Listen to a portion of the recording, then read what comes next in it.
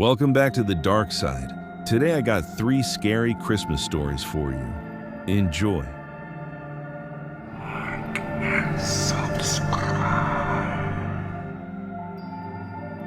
My name is Michael, and this happened on Christmas Eve last year. Every year my family visits my uncle's cabin, deep in a wooded area that's completely covered in snow during winter. There aren't many nearby houses, just trees, narrow paths, and silence once night falls. That evening, after dinner, my cousins and I decided to play hide and seek outside. It was already dark, but the snow reflected the moonlight just enough to see where we were going. After a few rounds, it became my turn to be the seeker. I started walking away from the cabin, counting in my head, listening for footsteps or laughter. The only sound I heard was my boots crunching in the snow. That's when I noticed footprints ahead of me. They looked fresh. I assumed one of my cousins had tried to get clever and hide farther than usual. I followed the tracks, not realizing how far I was actually going. I still believed I was on my uncle's land. After a minute or two, the trees began to thin out, and that's when I saw the house. It was old, dark, and partially hidden behind the trees, like it didn't belong there. I'd been coming to this cabin for years, and I'd never seen it before. As I stood there trying to decide what to do, the front door slowly opened. An elderly woman stepped out. She looked disheveled, like she hadn't been outside in a long time. Her clothes were worn, and she stared at me without blinking. Then she spoke. "Are you looking for your friends?" I froze. I hadn't said anything. I hadn't called out.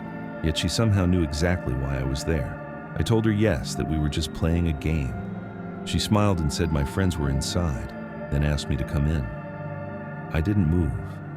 Something felt off. The house didn't look lived in. And suddenly I realized something that made my stomach drop. The footprints I followed didn't belong to my cousins. They led from the house. She had been watching us. When I didn't respond, her voice changed. It became sharper, more impatient. She repeated herself, stepping closer, telling me to come inside. I started backing away and told her I had to go home. As I turned around, I felt the urge to look back. She was moving toward me, fast. I ran.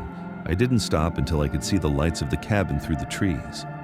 When I made it back inside, I told my family everything. My uncle immediately called the police. Later that night, officers searched the area.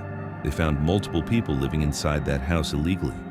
The place was cleared and no one was hurt. But even now, I still think about that woman standing in the doorway. And I can't stop thinking about how close I came to walking inside. Like and subscribe. A couple of years ago, my brother George and I bought a small house together. That first year, we decided to host Christmas. It wasn't anything fancy. We mostly wanted an excuse to get the family together and let everyone see the place. We don't have a big family, so it was just the 2 of us, our parents, our aunt and uncle, a cousin, my sister, and her 2 kids. My sister arrived first with her husband and the kids to help us cook and prepare. They live about 2 hours away, so they planned on staying the night. They also brought their dog, Mika, along with them. The rest of the family lived close enough to head home later that night anyway. The house didn't have much room for overnight guests. Dinner went fine. At one point, the adults briefly talked about some unsettling things that had been happening in the area recently. Nothing detailed, and it didn't last long. My mom and sister shut the conversation down pretty quickly, especially with the kids around. After dinner, we moved into the living room. We had wine, a Christmas movie played quietly in the background, and we just talked. One by one, family members left, until it was just me, George, my sister, her husband, and the kids. The kids went to bed first. The 4 of us stayed up a bit longer before calling it a night. Later on, my girlfriend came over to spend the rest of the night with me, since her family gathering had wrapped up earlier. Eventually, the house went quiet. I don't know how long I'd been asleep when my girlfriend shook me awake. The room was still dark. I glanced at the clock. It was a little after 2 in the morning. I asked her what was wrong. She didn't answer right away. She just whispered, "Listen." At first, I didn't hear anything. Then I noticed it. Mika was growling somewhere out in the hallway. That wasn't normal for her. I got out of bed and stepped into the hall. That's when I saw it. The back door was wide open. Cold air rushed into the house, sending a chill through me. Mika was standing near the doorway, staring out into the darkness. I grabbed a flashlight and stepped closer, checking outside to see if anyone was there. That's when I heard it. My brother's voice. He was calling my name from outside, somewhere far back toward the woods behind the house.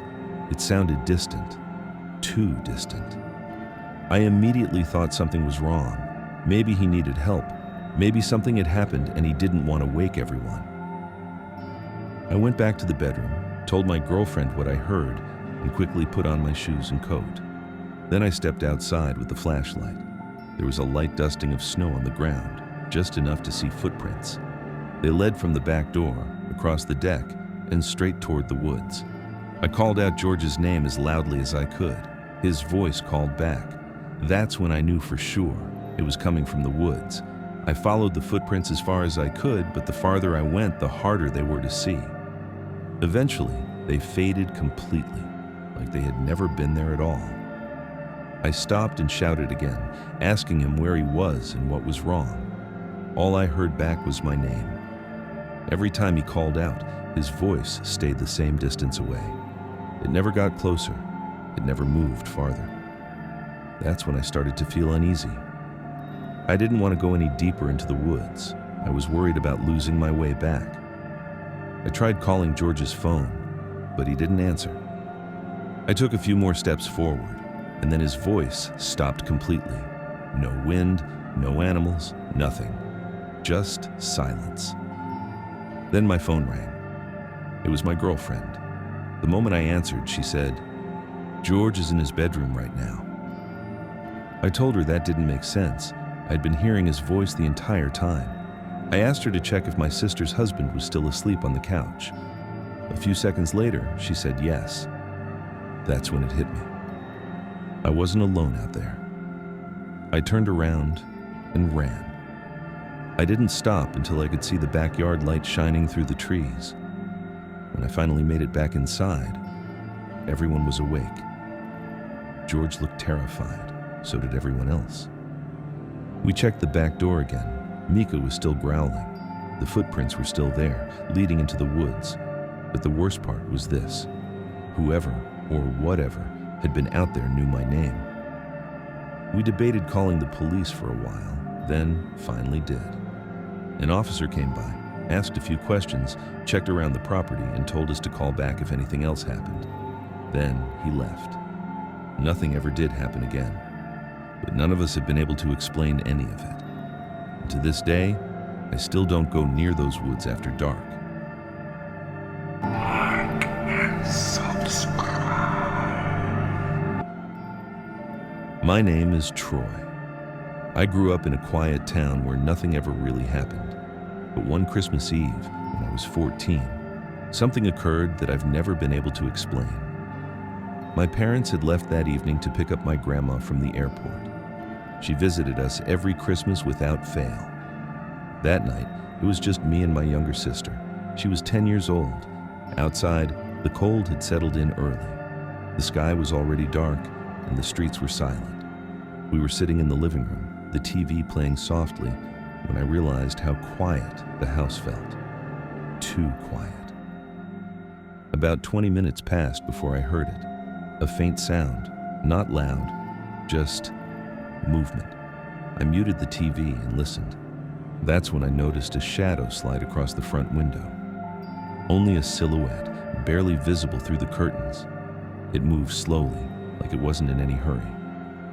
I watched as it seemed to pass by the window, then come back, almost like it was circling the house. I tried to tell myself it was nothing, a neighbor, a trick of the light. When my parents called to say they were going to be delayed, I didn't mention it. I didn't want to scare my sister. And honestly, I didn't want to admit how uneasy I felt. A few minutes later, I heard the front doorknob move. It didn't shake, it didn't rattle. It just turned slightly, slowly, I stood there, frozen, listening for any other sound. My heart was pounding so hard, I was sure my sister could hear it. I decided to go upstairs. From my parents' bedroom, you could see the entire front yard. I told myself I just needed to look, just to be sure. The moment I glanced out the window, I felt my stomach drop. A man was standing there. He was looking straight up at me. Our eyes met instantly, like he had been waiting for me to appear. He didn't move. He didn't look surprised. He just stared. I ran through the house, flipping on every light I could reach. I grabbed my sister from her room, and we locked ourselves in the bathroom. We sat on the floor in complete silence while I called my parents. I whispered into the phone, listening for footsteps, for anything. When my parents finally pulled into the driveway, we ran out to them crying. They searched the yard. They checked the doors. They looked around the house. There were no footprints in the frost, no marks on the door, nothing out of place.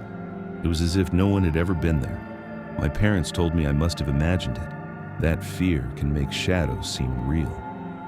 I wanted to believe them, but every Christmas Eve since then, I still check the windows before going to bed, because I've never been able to shake the feeling that whatever was outside that night wasn't trying to break in. It was just waiting for me to notice it.